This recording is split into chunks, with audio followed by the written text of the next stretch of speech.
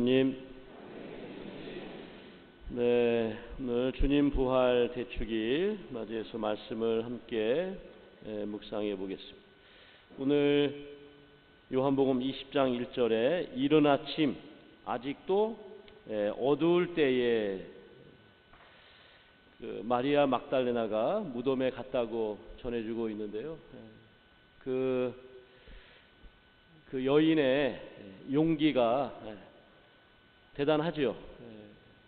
모두 두려움에 떨고 있었던 그런 상황인데 왜 더 두려웠을까를 생각해 보면 죄 없는 분이 십자가상의 죽음을 당하신 현장을 목격한 사람들은 저 예수님을 죽음에까지 이르게 하는 그 수많은 사람들, 우리 지난 성금요일에 십자가에 못 박으시오 라고, 십자가에 못 박으시오 라고 외쳤던 그런 군중들과 또 그 군중들의 함성에 힘입어서 대사제들, 율법학자들, 이런 사람들이 합세해서 또 로마의 그 권력들이, 그 군사들이 또 다 합심해서 예수님을, 죄 없는 분을 십자가상의 죽음의 길로 이끌어갈 때 아무도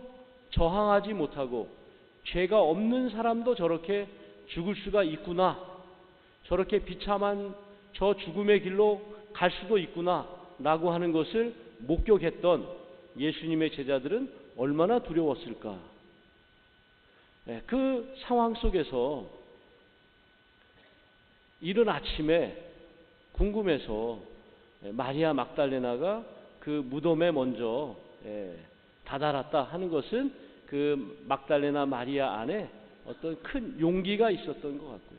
근데 그 사람이 용기를 가지고 있고 용기를 낼 수 있었던 것은 저는 그냥 되는 것이 아니다 이런 생각을 합니다. 여러분들이 누군가에게 대해서 친절을 베풀고 희생을 하고 할 때, 누군가에 대해서 희생을 할 때 여러분들 안에 깊은, 마음속 깊은 곳에 사랑이 자리하지 않고 희생할 수 있을까? 이것을 생각해 본다면 마리아 막달레나는 평소에 예수님에 대한 굳건한 믿음도 있었겠지만 예수님으로부터 받은 그 깊은 사랑으로 인하여 용기를 내어서 모두가 두려움에 떨고 있었던 그 이른 아침 그 시간에 무덤에 다다를 수 있었던 것이 아니었을까.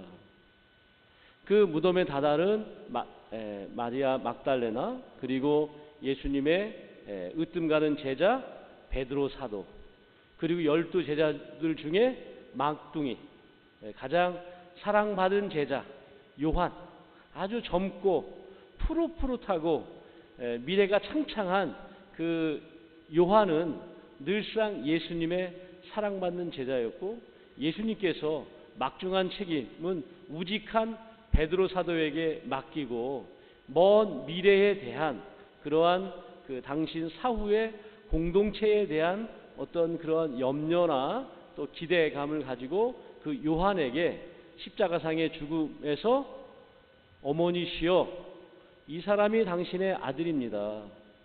요한아, 이제 이분이 너의 어머니시다 라고 하면서 그 이후로 그 사도행전 1장 14절인가요? 그 이후로 예수님의 죽음과 부활과 또 승천, 성령 강림 이후에 성모님께서는 제자들과 함께 기도하면서 그 공동 생활을 하였다라고 증언하고 있는 것이죠.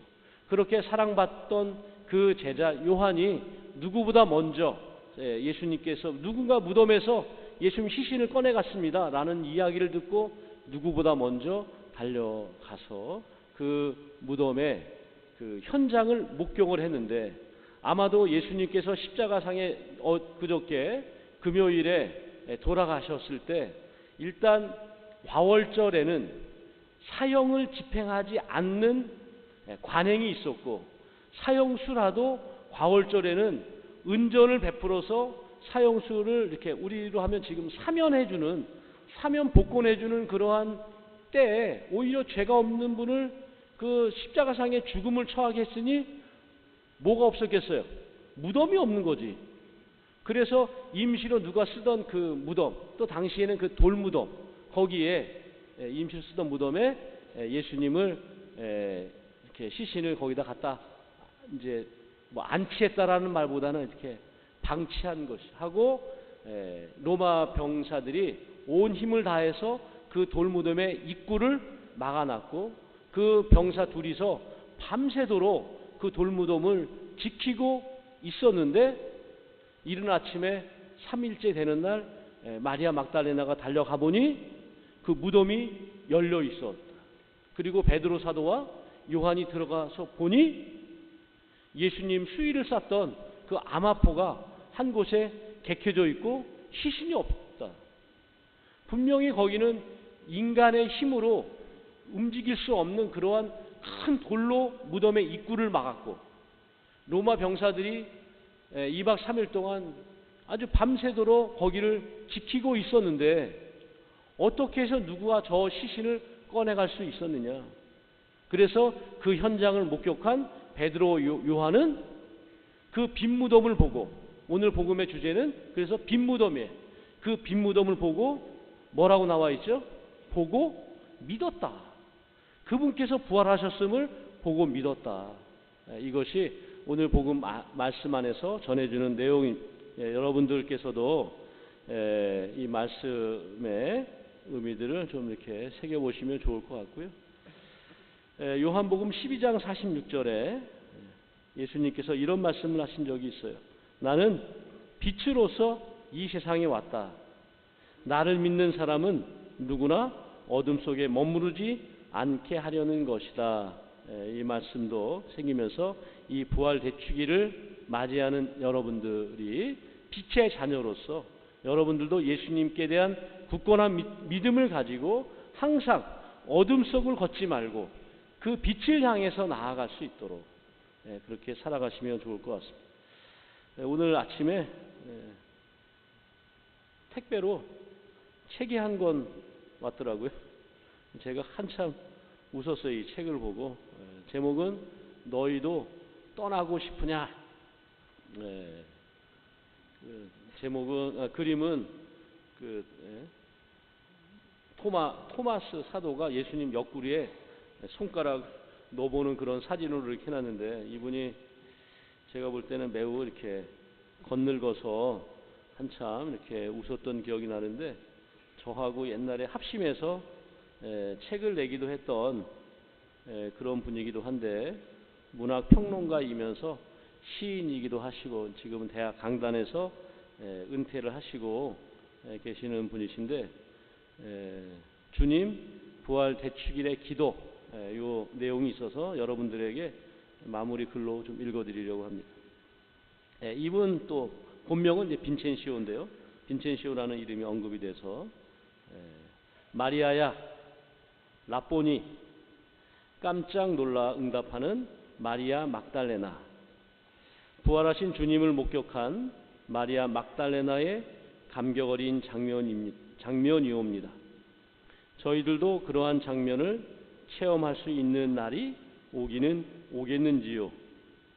마리아 막달레나처럼 평생을 주님께 헌신하며 회개하고 참여한다면, 오늘 20장 8절에 그리고 보고 믿었다. 베드로와 또 한 제자의 증언이옵니다. 주님의 말씀을 쉽사리 깨닫지 못하던 어리석은 제자들이기는 하지만 주님의 무덤 속을 모두 확인하고 나서야 그 말씀을 믿게 되었사오니 저희도 모든 것을 믿고 확신하게 하시옵소서. 주님께서 부활하셨음을, 파스카 어린 양이신 주님께서 희생되시고 부활하신 축복의 아침이여. 고린토전서 5장 8절에 그러므로 묵은 누룩 곧 악의와 사악이라는 누룩이 아니라 순결과 진실이라는 누룩 없는 빵을 가지고 축제를 지내게 하소서. 마태복음 16장 4절에 악하고 절개 없는 세대가 표징을 요구하지만 요나의 표징밖에는 아무런 표징도 받지 못할 것이다.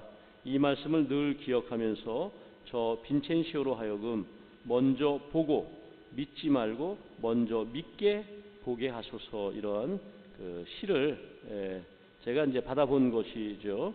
우리 부활 대축일을 맞이해서 흔들리는 믿음, 빈 무덤을 보고 주님의 부활하심을 믿었던 제자들처럼 이 세상을 살아가면서 하느님이 보이지 않고 세상의 어둠 속에서 아무것도 손에 잡히지 않는 그런 인생을 살아가면서도 한 줄기 빛에 대한 희망을 가지고 그 굳건한 믿음으로 세상을 살아갈 수 있다면 여러분들에게 주님께서 주시는 영원한 생명이 자라날 수 있을 것이다, 이런 생각을 하면서요, 이 자리에 함께하지 못한 모든 이들에게도 부활하신 주님의 평화가 충만하시길 기원하겠습니다. 아멘.